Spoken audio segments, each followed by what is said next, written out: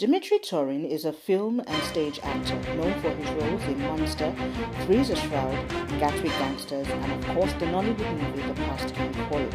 He is also known for being an assistant director and scriptwriter. Demetri has many interests which include acting, history, science, and world politics. He is also a fan of classical, jazz, and rock music, being himself a bass guitarist in an indie rock band. He was a professional tap dancer for 8 years and is passionate about his motorbikes. Demetri has a huge love for his family. I talked to him about his life as an actor, director, and what he thinks of the industry, all on the JUSTEVE Show.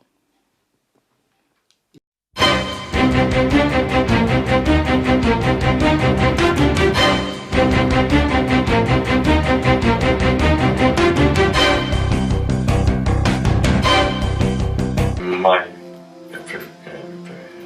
opinion, I would say it's because it's not professional enough yet. It's got a lot of talent, a lot of good heart, but it's not. I think one of the problems I personally noticed, because I love working with Nollywood, is that timekeeping, remembering lines.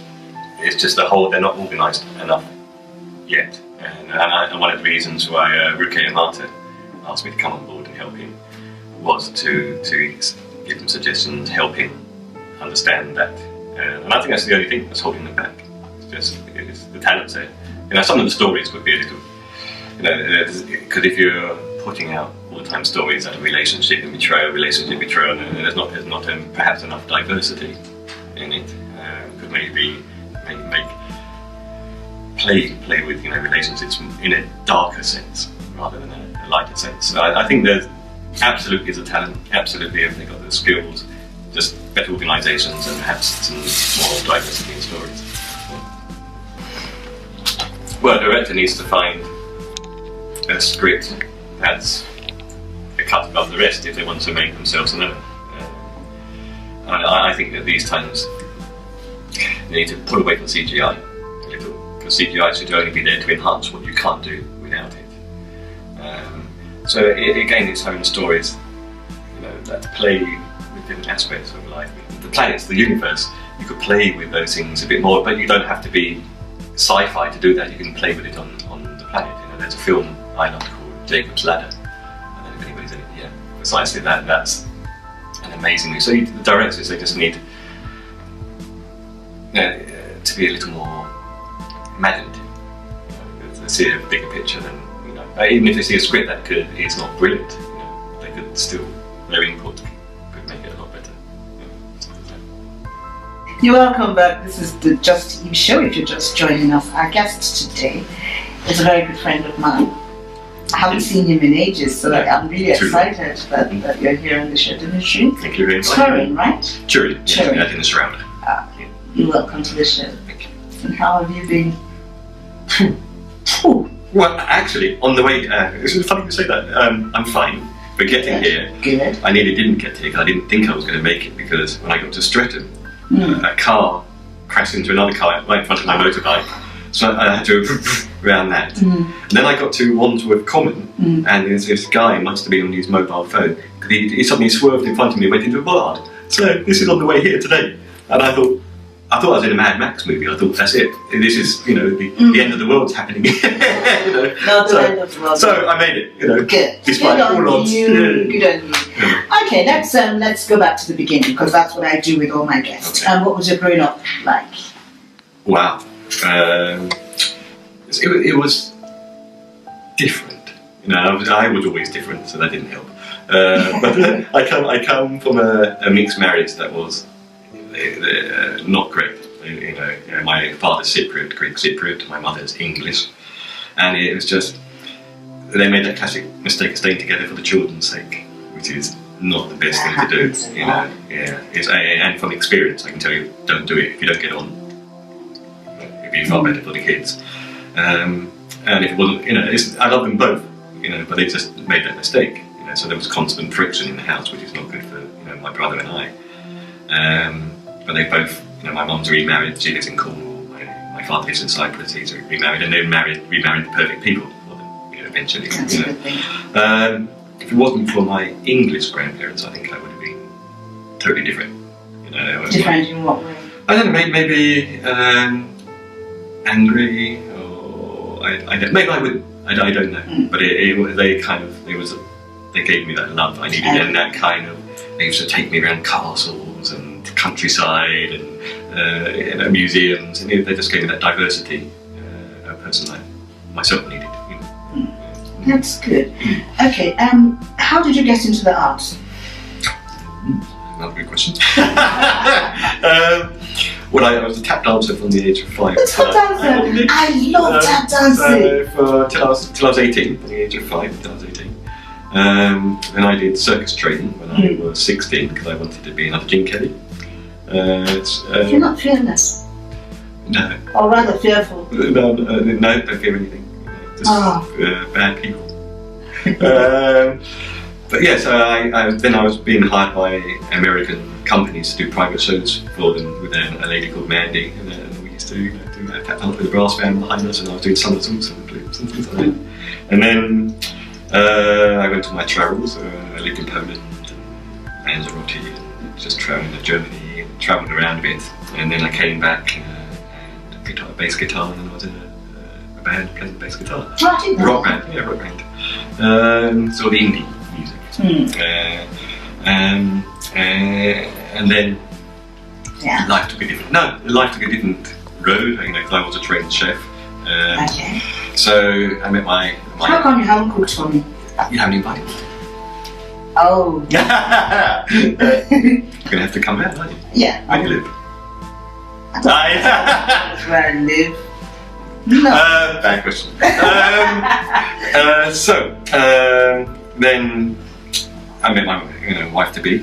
I went to Cornwall, lived in Cornwall, came back, had a restaurant burnt down, came back, and then I started doing film extra work.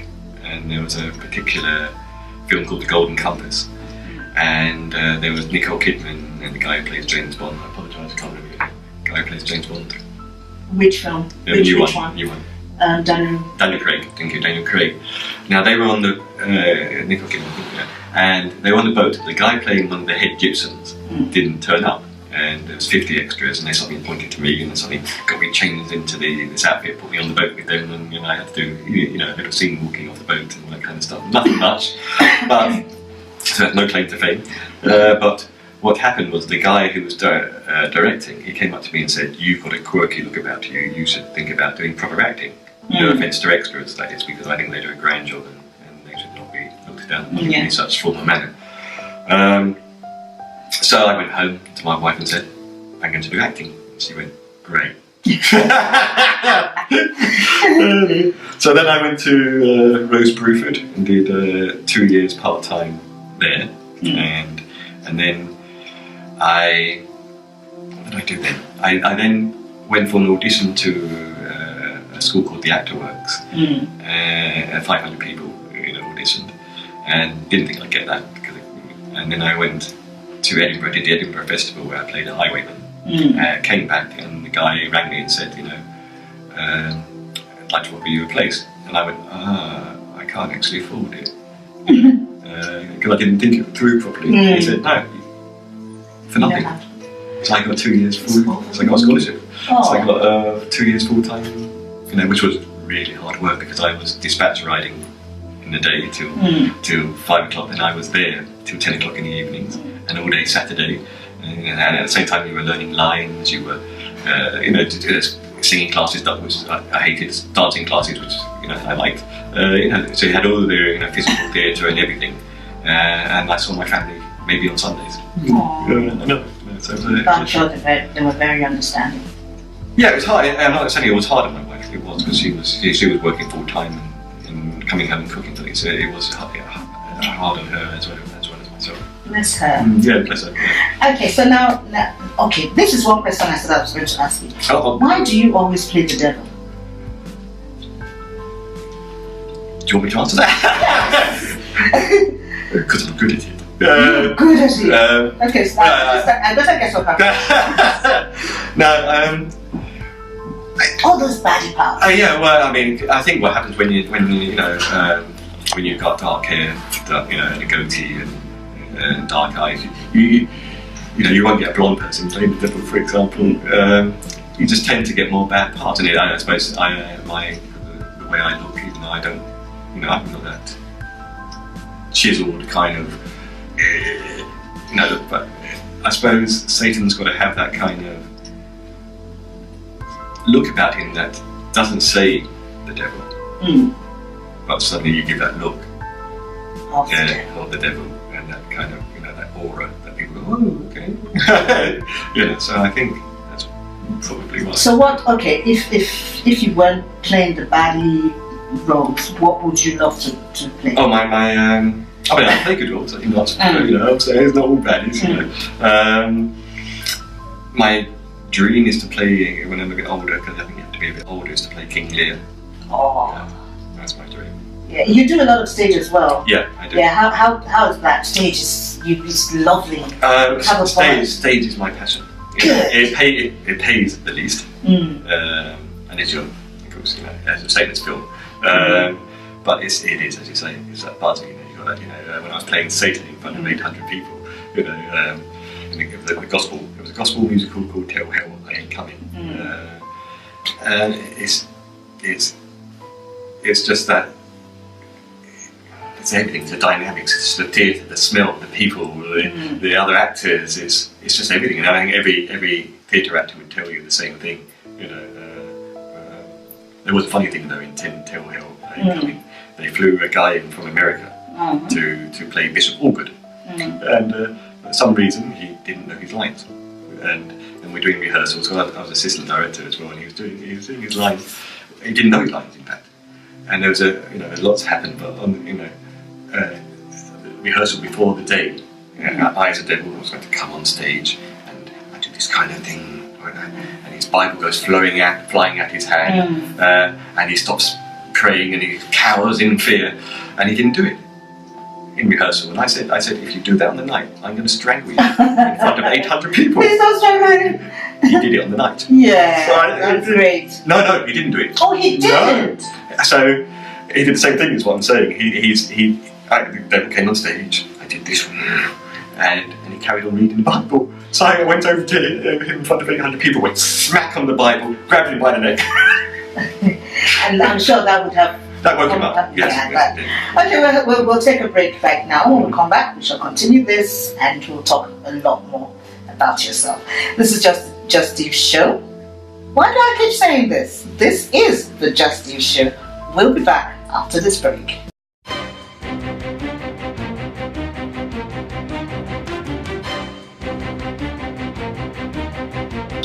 Now this is called pounded yam. You know yam? Yes, that's pound. You pound it, then it gets like this. And this is called. I'm not sure about that. A bit like eating porridge. Solidified porridge. Porridge. Yeah, porridge. So it's a bit like solid porridge. And I know.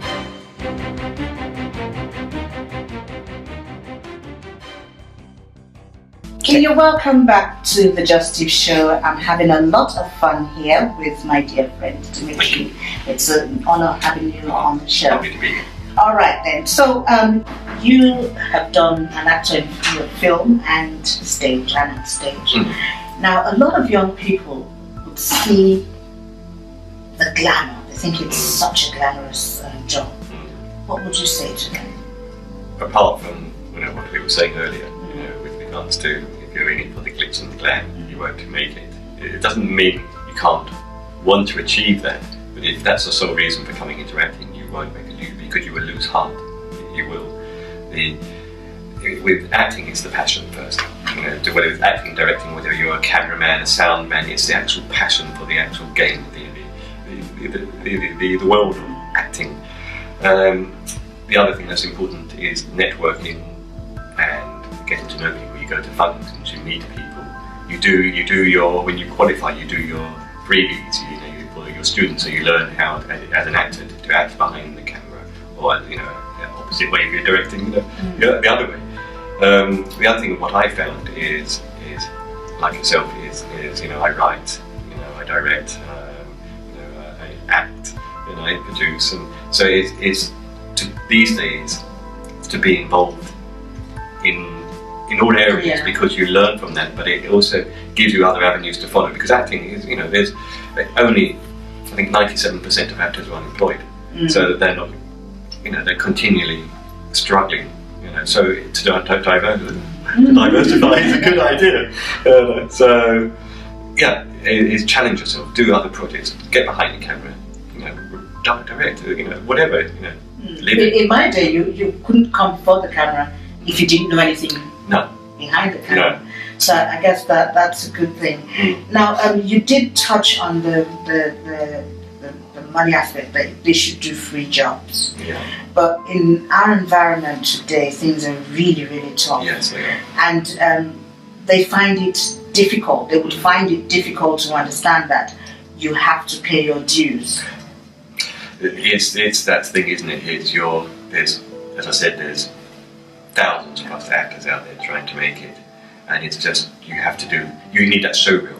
Without a showreel, you're not going to get looked at by casting agents and such like. You won't get on Spotlight, you won't get on Casting Call Pro. So you need to go and get that. But most actors, to begin with, need another job. That's why most actors, to begin with, work in call centres. I did motorcycle dispatch riding. Because you need a job that you can drop what you're doing at, pay the bills, and you can drop what you're doing at short notice. Because most actors fall out of it because they become despondent and they can't afford it, basically. So it's planning, and it's finding a job that's self-employed, or whether it's from bar work to call centres to motorcycle courier, it's finding ways that will enable you to proceed in that field. Because if you've got a job that's 9 to 5, you're not. That's the unhappy thing about it, you're not, because you need versatility. Okay, let's come back to you. What's been the most exciting role that you've played, be it film or stage? I think that there isn't. I'd love to play Ernest in The Importance of Being Earnest. At the moment, I've just finished seeing a movie called Gatwick Gangsters, where I was King Jamil Abdullah. So I enjoyed that. Enjoyed playing an Arab, and quite frankly, I enjoyed doing that. I played, as you know, everyone's spoken about Satan in various roles now, and I enjoyed that.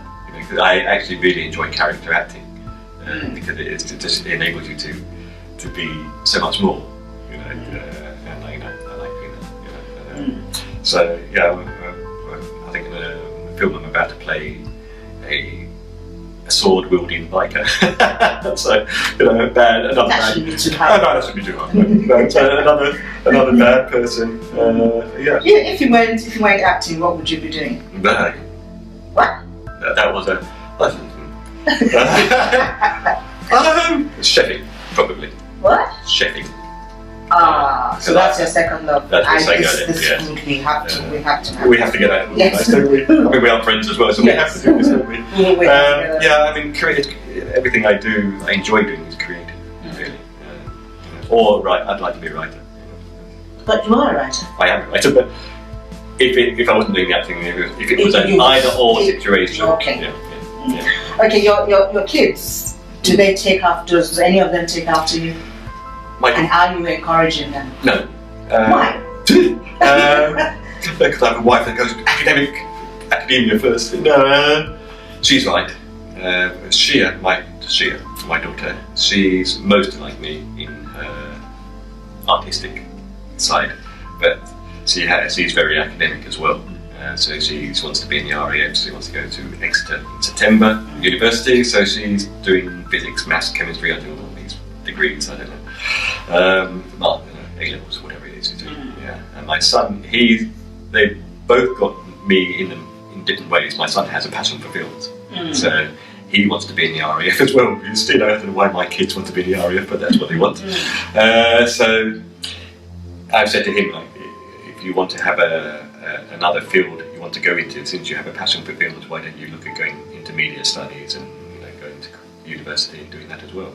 So you have a kind of so they are like me in a lot of ways, yes. That's good. Okay, let me ask you a random question now. I have 3 questions. 1, 2, 3. Yeah. I've got to go now. Very funny. Pick one. No. Oh, I got to pick 2. Oh. Okay. Same terrible ones. Who was the first girl you kissed?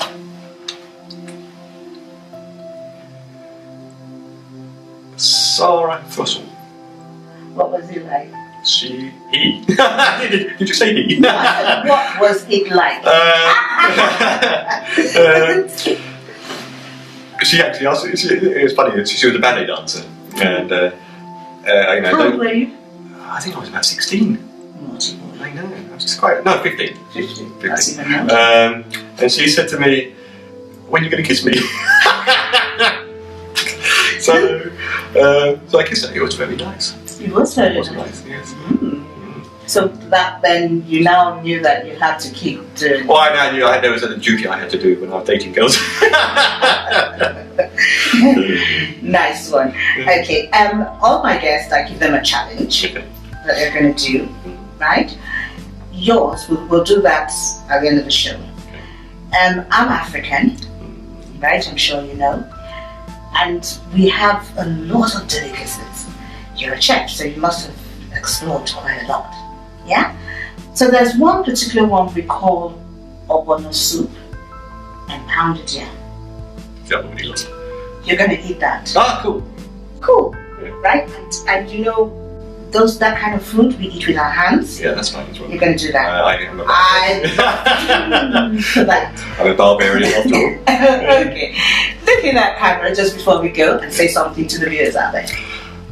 Oh, right, brilliant.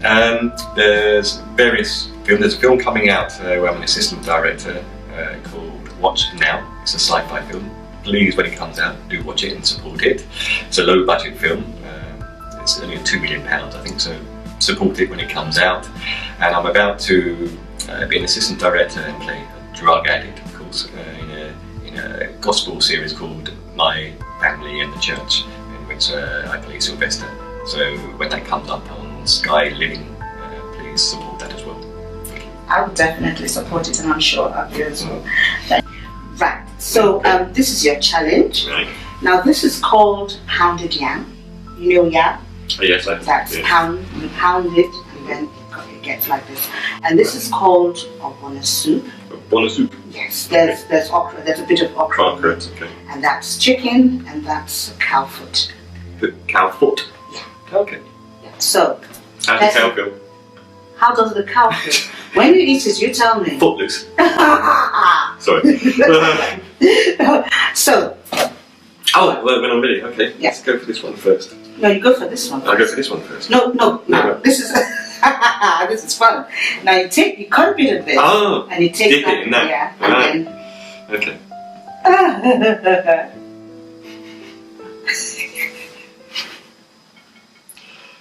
I have a lawyer. yeah, Good lawyer. you're fine. Call my wife.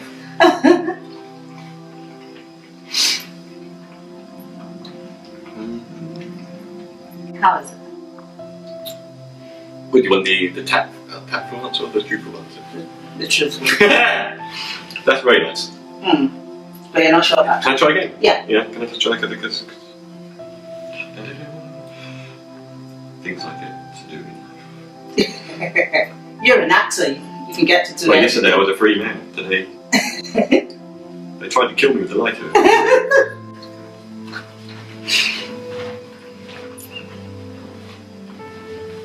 That's very nice. Oh, That's very, very nice. but you're not sure about that. A bit like eating porridge. Solidified porridge. Porridge? Porridge? Yeah, porridge. So it's a bit like solid Okay, porridge. so And I you don't like porridge, so that's not your food. Yeah. I don't like porridge. Okay, so you Oh, don't like camera. I'm looking at the wrong camera. So, yeah, that's very nice. And I'm going to be taking this home with me. Thank you for having me.